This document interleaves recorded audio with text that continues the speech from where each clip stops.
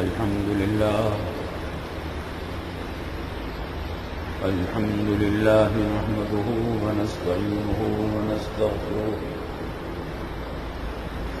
ونستغفره ونؤمن به ونتوكل عليه ونعوذ بالله من شرور أنفسنا ومن سيئات أعمالنا من يهده الله فلا مضل له ومن يضلله فلا هادي له ونشهد أن لا إله إلا الله وحده لا شريك له ونشهد أن سيدنا وسندنا ومولانا محمدا عبده ورسوله صلى الله تعالى عليه وعلى آله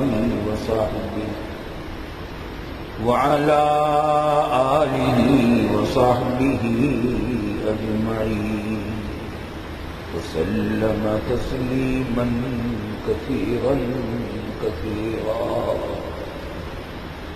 أما بعد فأعوذ بالله من الشيطان الرجيم بسم الله الرحمن الرحيم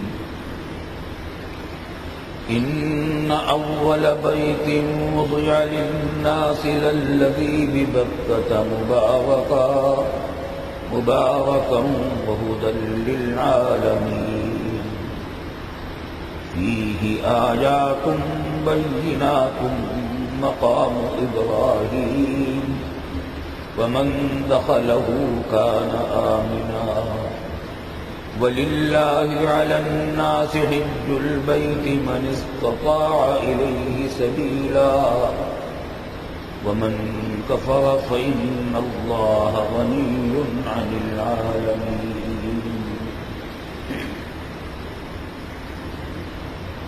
بزرگان محترم، برادران عزیز، معذرت چاہتا ہوں، تاخیر بہت ہو گئی ہے، وقت تھوڑا رہ گیا، مگر طبیعت ناساز ہے، اس وقت بیان کرنے کی ہمت تو نہیں ہو رہی تھی، لیکن ناغے سے بچنے کے لیے حاضر ہو گیا۔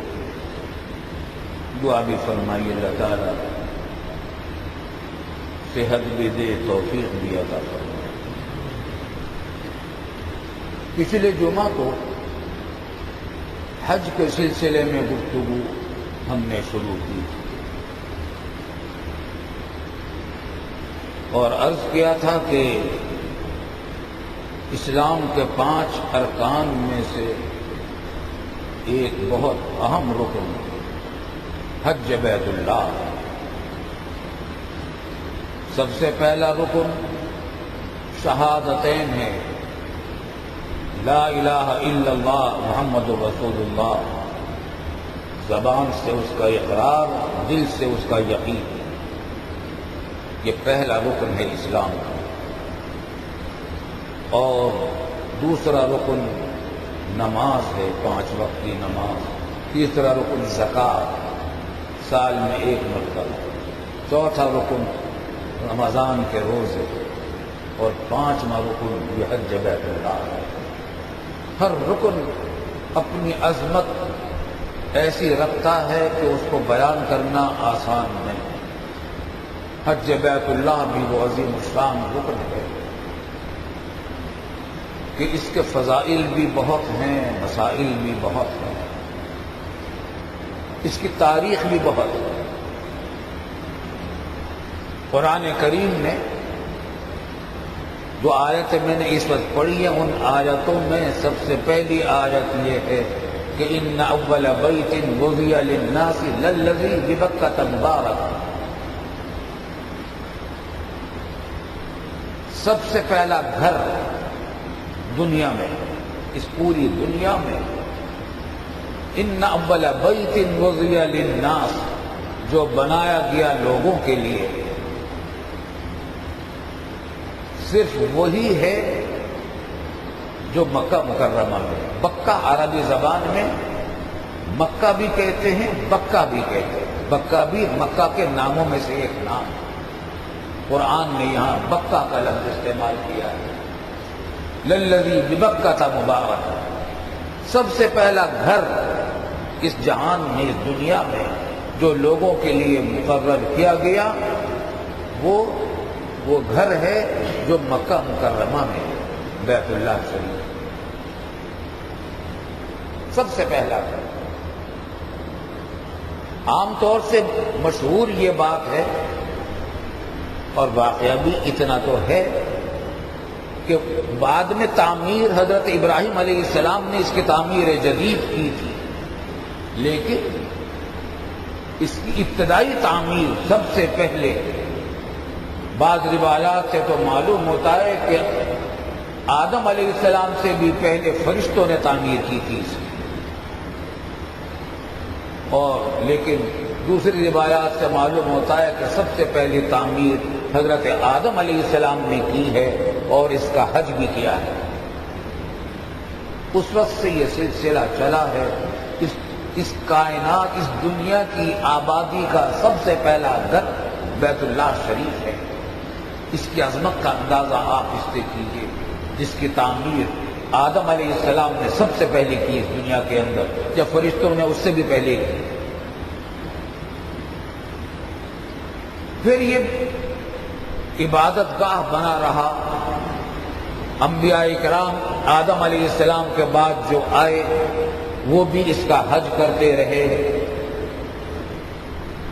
یہاں تک کہ نوح علیہ السلام کا زمانہ آیا، اور طوفان نوح میں جب اس دنیا پر آباد علاقے پر جو طوفان نوح آیا تھا، اس طوفان نوح کے اندر بیت اللہ شریف کی تعمیر، عمارت منہدم ہو گئی. اور اس کے بعد زمانہ دراز ایسا گزرا کہ اس کے اوپر مٹی، دھول اور سیلاب جو آتے رہے اور مٹی کی تہ بر تہ جمتی چلی گئی، یہ عمارت دنیا سے کی نظروں سے غائب ہو گئی. زمین کے نیچے اس کی عمارت تو گری چکی تھی، بنیادیں زمین کے اندر تھی، وہ بھی چھپ گئی اور کسی کو خبر نہ رہی کہ بیت اللہ شریف کہاں تھا.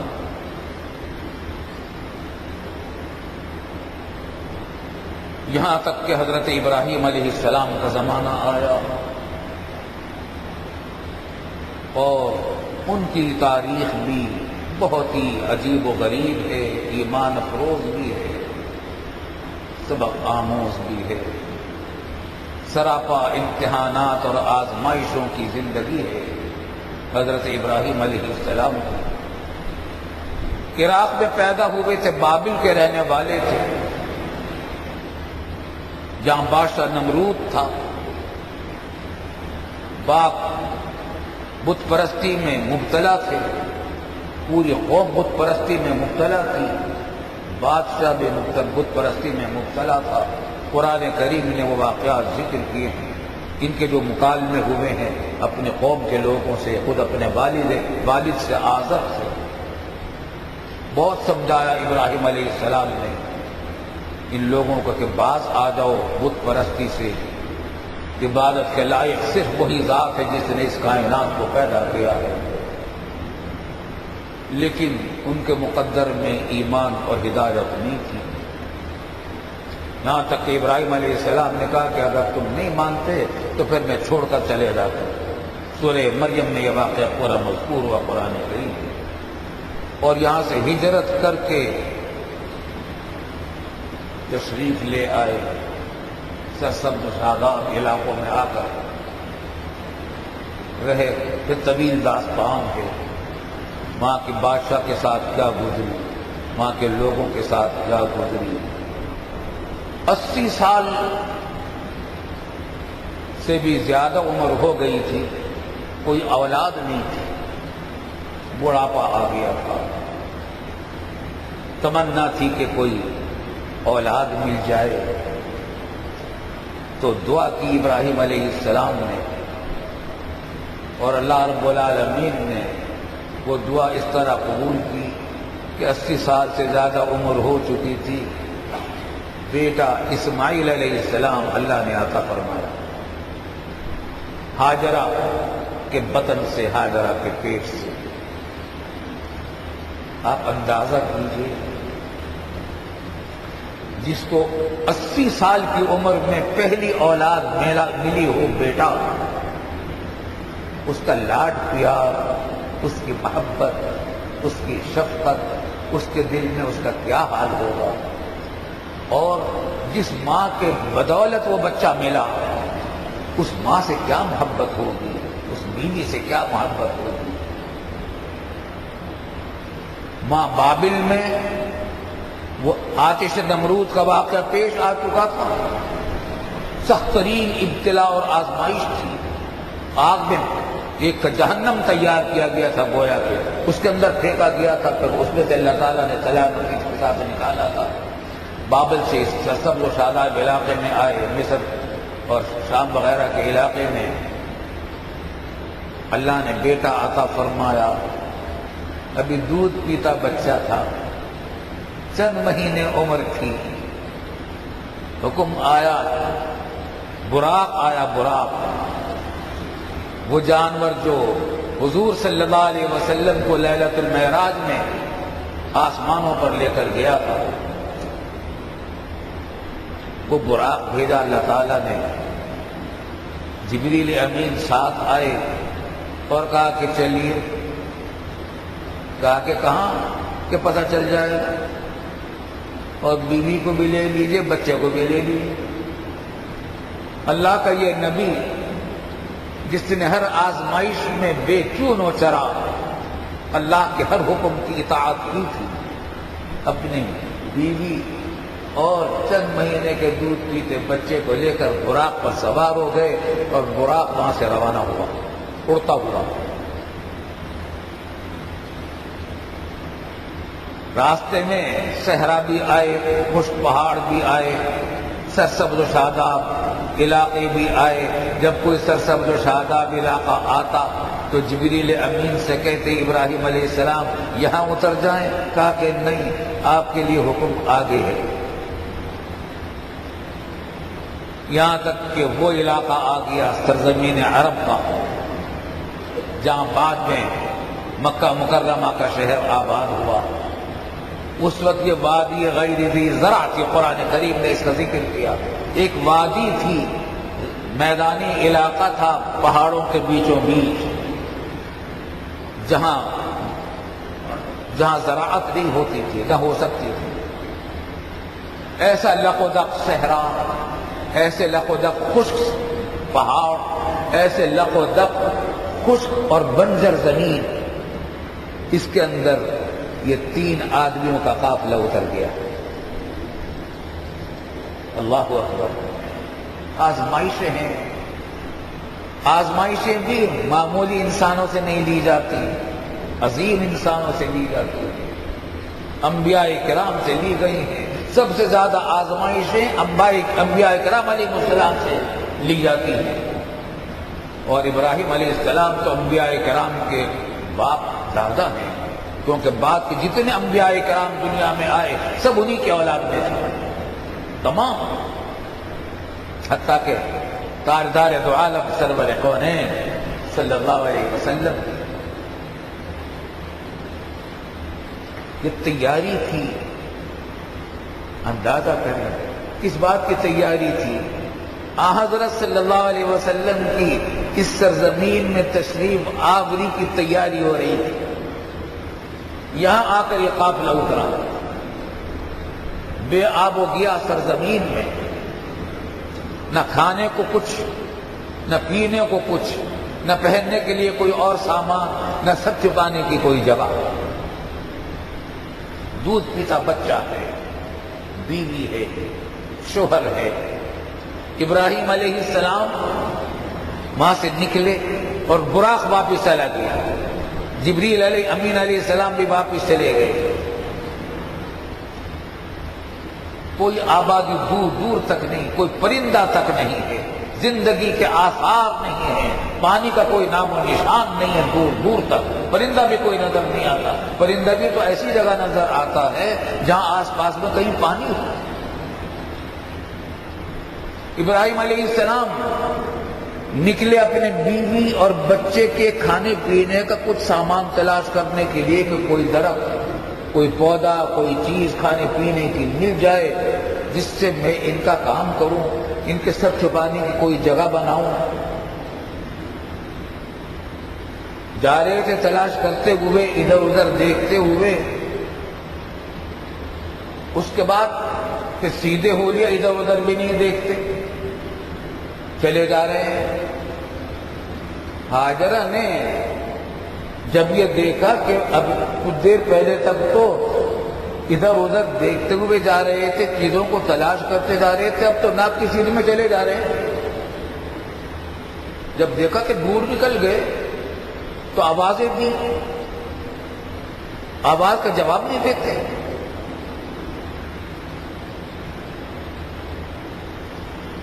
تو ان کو خیال ہوا کہ اللہ کا یہ نبی ہے، بیوی بچوں کو بے یار و مددگار چھوڑ کر اس طرح نہیں جا سکتا جب تک اللہ تعالیٰ ہی کی طرف سے کوئی حکم نہ آیا۔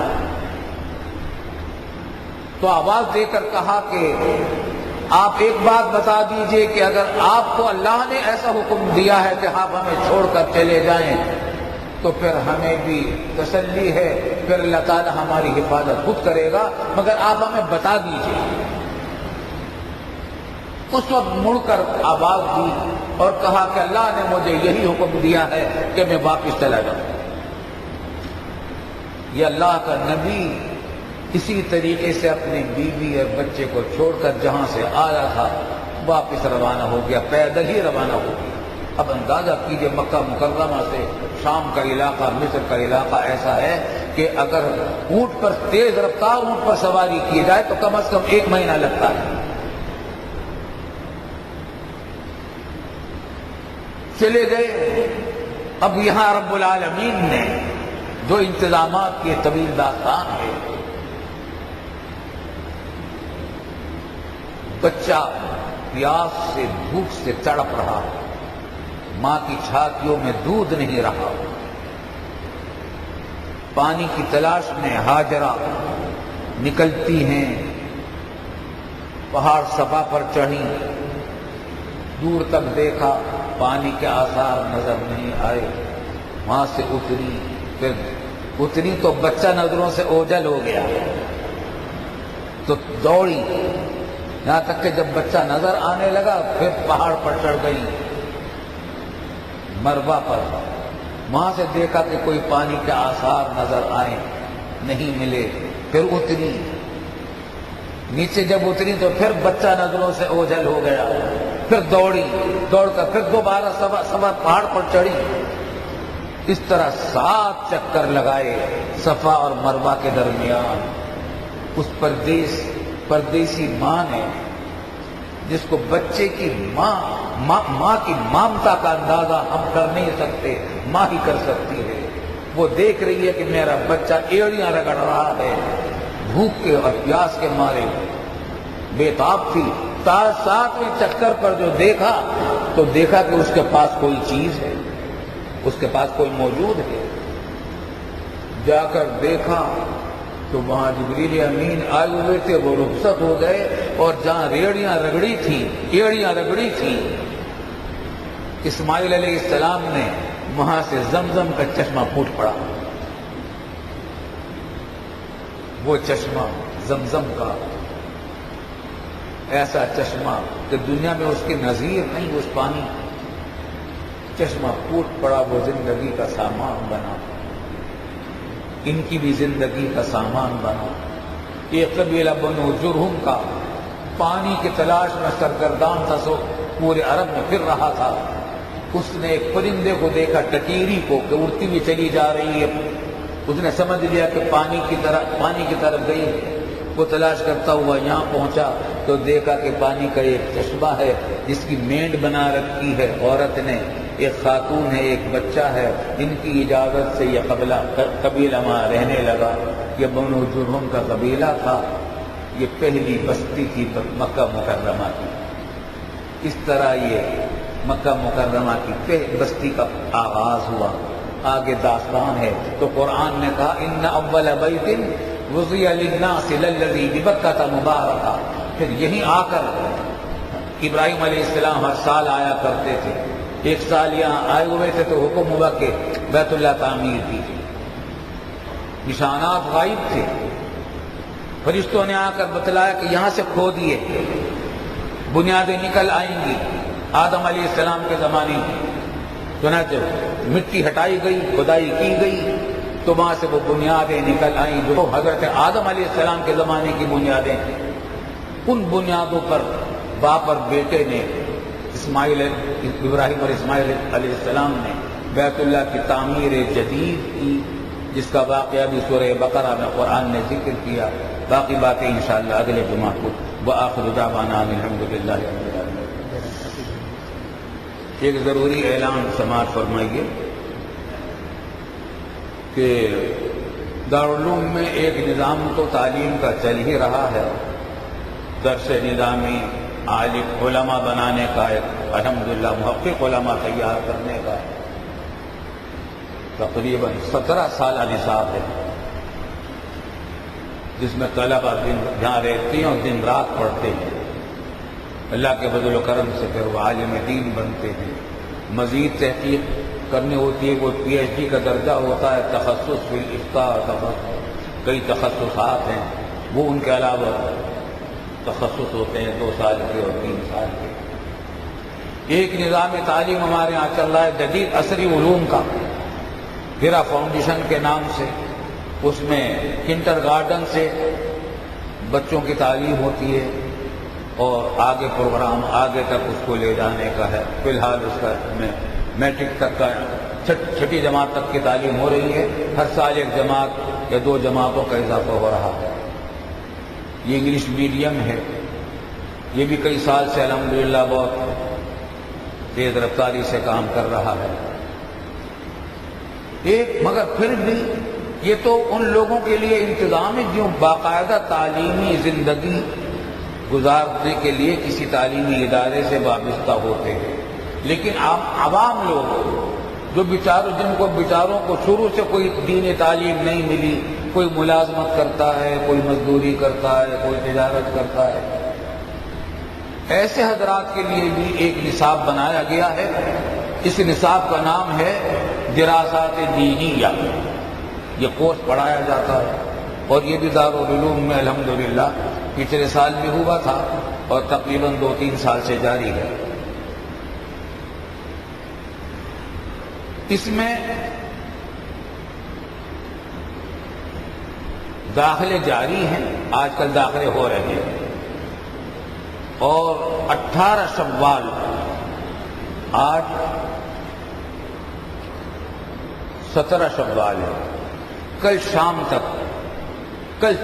تک جاری رہیں گے اس میں داخلے. اور اس میں استقبالیہ کیمپ سے رابطہ قائم کیا جائے. یہاں ادھر دارالقرآن کی عمارت میں استقبالیہ کیمپ قائم کیا گیا ہے.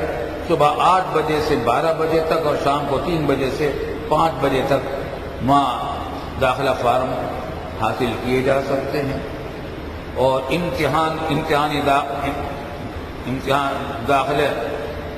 داخلے کے لیے امتحان ہوگا اتوار کے دن صبح 9 بجے.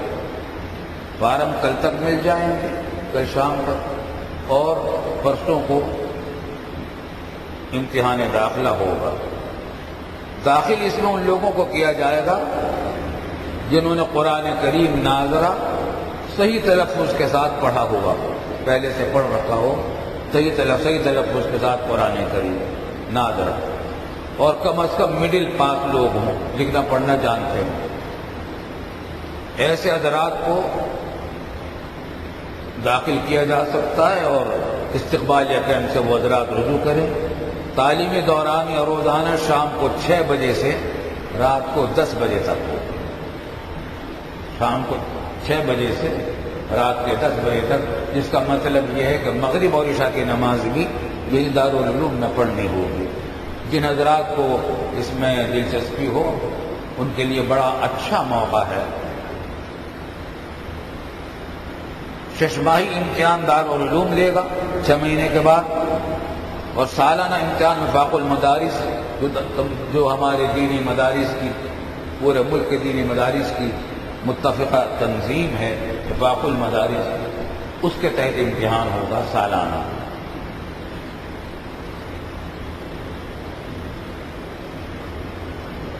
جو حضرات اس میں داخلہ لینے کے قائل ہوں گے اس میں داخلہ لے سکتے۔